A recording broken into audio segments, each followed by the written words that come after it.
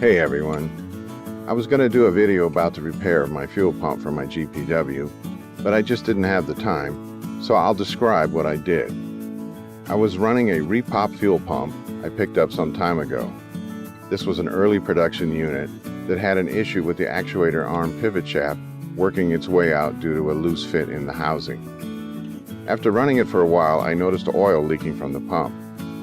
I removed it, only to discover that the shaft was sticking out about 1/4 of an inch on one side. The shaft was loose and working its way out of the housing, so I checked the diameter, and it was about 240 thousandths of an inch. The hole for the shaft was only slightly less than that.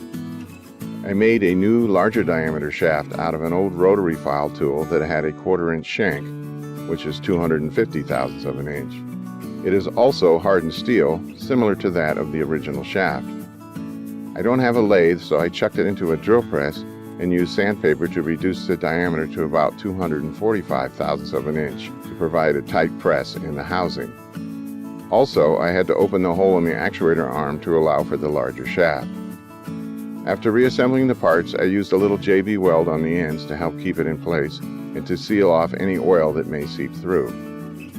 A test drive proved that the pump is no longer leaking, which was welcome news, and so now we'll see how this repair holds up.